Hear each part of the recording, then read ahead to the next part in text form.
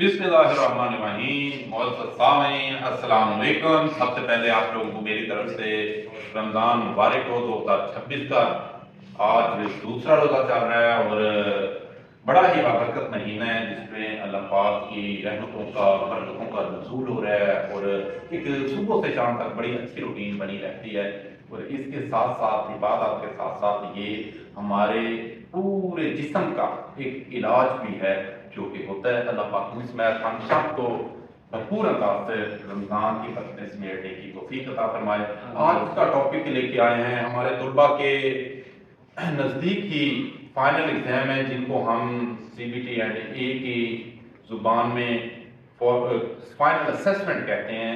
तो ये कुछ question descriptive question final assessment के अकॉर्डिंगली आप लोगों के सामने रखे हैं, या आप लोग अगर फील्ड में भी काम कर रहे हैं तो इन डिस्क्रिप्टिव क्वेश्चन का आपको उसमें भी फायदा होने वाला है। तो मेरा ये यकीन है कि आज की वीडियो अगर आप गौर से देखते हैं तो आपको यकीनन बहुत फायदा होने वाला है। आते देखते हैं कि क्या है। पहला क्वेश्चन हमारे पास है कि ओपन सर्किट की डेफिनेशन क्या है।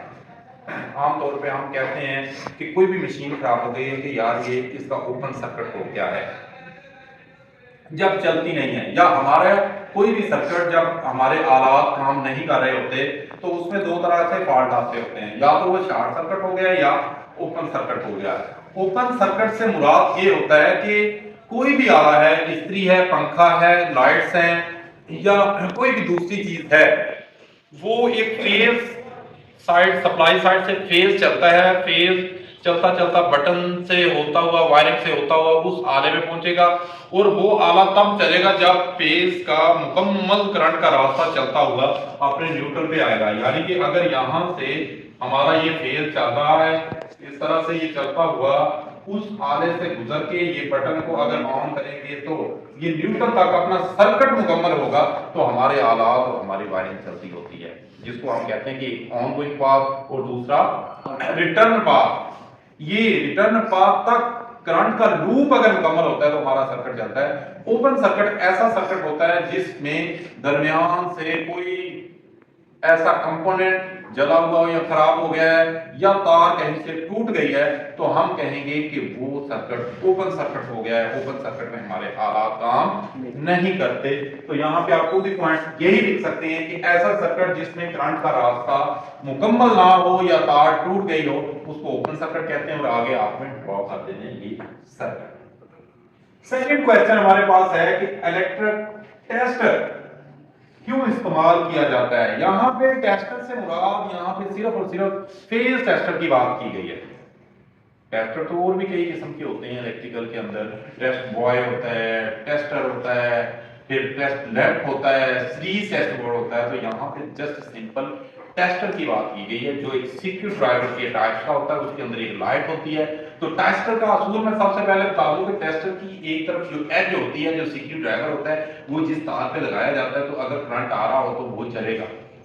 अब होता क्या है कि वो फेज आ रहा होता है, फेज का ही वो सलसल बताता है, दूसरी तरफ से न्यूट्रल हम अपनी बॉडी से देते हैं उसको, ठीक है। तो वो थोड़े से वोल्टेज की मिकदार को वो बताता है कि इतने वोल्टेज तक भी आ रहे हो, हमारी बॉडी की तरफ से अर्थिंग जाता है। वो छोटा सा लैंप लगा होता है, जैसे ही वो करंट उसमें से फ्लो करता है दूसरी तरफ फेज होता है तो वो हमें लाइट उससे जलकर बिलिंग करके वो बताती है कि जनाब ये आपका फेज का तसलसल आ रहा है या नहीं। तो ये आमतौर पर फेज की मौजूदगी को चेक करने के लिए लगाया जाता है। और दूसरा, हम किसी भी जगह पे जब काम करते हैं तो टेस्टर की मदद से हम चेक कर लेते होते हैं कि उस तार में करंट तो नहीं आ रहा। करंट आ रहा है तो जाहिर बात है हम हाथ लगाएंगे तो हमें करंट लग सकती है या शॉक लग सकता है। तो हम पहले फेज का तसलसल चेक कर लेते होते हैं टेस्टर के जरिए। नंबर 3 क्वेश्चन हमारे पास, टीपी स्विच का इस्तेमाल। टीपी स्विच एक 3 पोल स्विच होता है जो आपको साथ नजर भी आ रहा है। तो ये देखें, इसके 3 टर्मिनल हैं। तो ये बुनियादी तौर पर जो 3 फेज मोटर्स होती हैं या हैवी मशीनरी होती है उनको ऑन या ऑफ करने के लिए लगाया जाता है। इसके 3 ही इनकमिंग साइड पे टर्मिनल होते हैं और 3 ही आउटगोइंग साइड पे टर्मिनल होते हैं। जस्ट उनको ऑन या ऑफ हम इसकी मदद से कर सकते हैं। तो 3 फेज मोटरों की स्विचिंग के लिए इसको इस्तेमाल किया जाता है। 4 नंबर क्वेश्चन हमारे पास दिया गया था कि आरसीडी स्विच का इस्तेमाल residual current detector switch, residual current detector switch, ये जनाब हम इंसानी जान की हिफाजत या हर तरीके की करंट को डिटेक्ट करके ये हिफाजत करता है एक क्लोज लूप के अंदर। ठीक है जी, एक क्लोज लूप के अंदर डिफरेंशियल ट्रांसफार्मर न्यूट्रल और फेज पे लगाया जाता है। देखा ये जाता है कि जितना करंट फेज तार से ऑन गोइंग है सर्किट को, और रिटर्न पाथ पे भी क्या उतना ही आ रहा है। वो कॉइल दोनों की डिफरेंशियल कॉइल होती है, उसके जरिए वो मुआवजा करती है कि दोनों के करंट बिल्कुल बैलेंस जा रहे हैं। इस असूल पे ये काम करता है। होता ये है कि ये पूरे सर्किट को मॉनिटर करता है, डिटेक्ट करता है कि कहीं पे भी सर्किट से गैर इरादी करंट तो नहीं जा रहा। भाई जिधर हम नहीं भेजना चाहते, जिधर जिधर दे रहे हैं उधर ही जा रहा है। नहीं भेजना चाहते लाइट के कैसे नहीं भेजना चाहते, हम नहीं चाहते कि ये जनाब क्लोज लूप जा रहा है, कहीं से कंडक्टर ना जाए तो इंसान का किसी का हाथ लगा तो करंट इंसान की तरफ फ्लो किया है। ठीक है, इसका मकसद ही ये होता है कि ये पूरे क्लोज लूप में सर्किट को देखता है कि न्यूट्रल की तरफ से उतना ही करंट का पोटेंशियल है या नहीं है। अगर किसी इंसान ने हाथ लगाया तार को या किसी का गलती से हाथ लग गया तो ये फौरन डिटेक्ट करके उस सर्किट को डिस्कनेक्ट कर देता है, ऑफ कर देता है। इंसानी जान की हिफाजत के लिए प्रोटेक्शन के तौर पे आरसीडी को सर्किट के अंदर लगाया जाता है और हम इस्तेमाल करते हैं। नेक्स्ट क्वेश्चन 5 नंबर हमारे पास very very important and very common question है।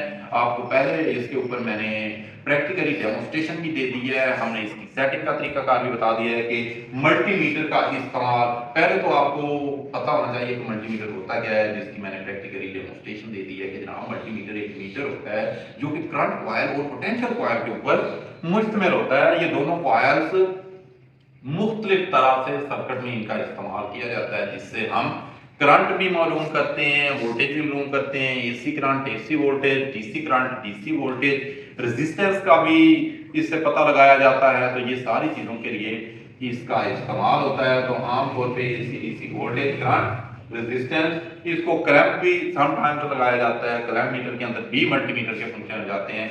मल्टीमीटर बेसिकली कहते हैं, मल्टी कहते हैं एक से ज्यादा चीजों की मैच करना।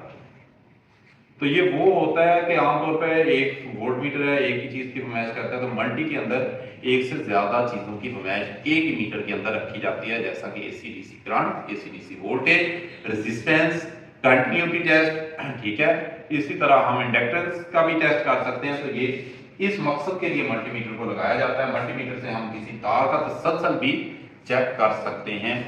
तो ये यहाँ पे मल्टीमीटर के इस्तेमाल में आप लिख सकते हैं ये सारे पॉइंट्स। नेक्स्ट है कंटिन्यूटी टेस्ट कैसे किया जाता है। सबसे पहले तो भाई आपको पता होना चाहिए कि कंटिन्यूटी होता क्या है। कंटिन्यूटी जनाब किसी भी सर्किट का एक जगह से दूसरी जगह तक तसलसल, इसको कंटिन्यूटी कहते हैं। कि करंट एक पॉइंट से छोड़ी है सेंडिंग एंड से, क्या रिसीविंग एंड पर करंट पहुंच रही है या नहीं। सेंडिंग एंड होता है जहां से सप्लाई शुरू होती है, रिसीविंग एंड होता है जहां पे लोड हमारा लगा हुआ है। ठीक है जी, सप्लाई शुरू हो रही है आपके एनर्जी मीटर से या आपके बोर्ड से। रिसीविंग एंड कौन सा होगा, एक फैन को चलाना है तो फैन के टर्मिनल पे। तो हम देखते हैं कि बोर्ड से फैन के टर्मिनल तक क्या सप्लाई का तसलसल है, आ रही है। इस टेस्ट को हम कहते हैं कंटिन्यूटी टेस्ट। या हमने पोल से सप्लाई चलाई है, कहीं पे घर के मीटर तक चेक कर लेते होते हैं कि क्या तार में वहां से वहां तक सप्लाई आ रही है। इस तरह दोनों तारों की सप्लाई का तसलसल चेक करने को कंटिन्यूटी टेस्ट बोलते हैं। या किसी भी वायर की तार एक जगह से दूसरी जगह तक मुकम्मल राब्ता दे, इसको कहते होते हैं हम कंटिन्यूटी टेस्ट। तो अब आते हैं कंटिन्यूटी टेस्ट कैसे किए जाते हैं। There are various methods to calculate to check the continuity test. इसमें जनाब लैंप के जरिए, एक टेस्ट लैंप आपने लगा लिया, उसके जरिए भी आप चेक कर सकते हैं। एक तरफ न्यूट्रल देंगे, दूसरी तरफ जनाब फेज देंगे, उसके जरिए भी चेक कर सकते हैं टेस्ट लैंप के जरिए। उसका एक अपना मेथड है, तरीका है। ठीक है, आगे मैं प्रैक्टिकलों में आपको डायग्राम से भी वो बता दूंगा। नेक्स्ट टेस्ट मीटर के जरिए। टेस्ट मीटर एक मीटर होता है, ठीक है, जिसको कंटिन्यूटी टेस्टर भी कहते हैं। उसके जरिए भी हम चेक कर लेते होते हैं, रेजिस्टेंस भी वायर की चेक कर लेते होते हैं। ठीक है, अगर एक वायर की रेजिस्टेंस लामहदूद है, लामहदूद का मतलब ये होता है कि भाई कंटिन्यूटी नहीं आ रही, आर्ट टूटी हुई है। अगर उसकी चंद ओम रेजिस्टेंस दे रहा है तो इसका मतलब वो ठीक है। ठीक है, इस तरह से वो मीटर के जरिए। फिर तीसरा हमारे पास मैगर होता है। मैगर मीटर एक मेगा ओम तक चीज की वायर की रेजिस्टेंस मालूम करने के लिए मैगर इस्तेमाल किया जाता है। तो उस मकसद के लिए मैगर के अंदर एक छोटा सा जनरेटर होता है, सिग्नल जनरेटर, वो वहां पे इस्तेमाल किया जाता है। यहाँ पे हम नई वायरिंग है, नया प्रोजेक्ट लगाया है। हमारे पास अभी वायरिंग सिस्टम में सप्लाई आई भी नहीं है, तो मैगर खुद से वोल्टेज जनरेट करता है। मैगर के हैंडल को घुमाते हैं, आपको दिखा भी देंगे कल या परसों के लेक्चर में मैगर भी आपको दिखा देंगे, ठीक है। वो जनरेट करके खुद से वोल्टेज पैदा करता है। तो वो वोल्टेज फिर हम चेक कर लेते होते हैं कि क्या उस तार के रिसीविंग एंड पे भी वो वोल्टेज पहुंच रहे हैं या नहीं पहुंच रहे। इस तरह से मैगर के जरिए भी हम कंटिन्यूटी टेस्ट कर सकते हैं। तो ये कंटिन्यूटी टेस्ट था। ये 6 question exam point of view से और हमारे जो एलुमनी हैं जो पास आउट टेक्नीशियन फील्ड में काम कर रहे हैं उनके लिए भी ये बहुत ज़रूरी है। तो हमने आज आपको इनका इंट्रोडक्शन करवाया।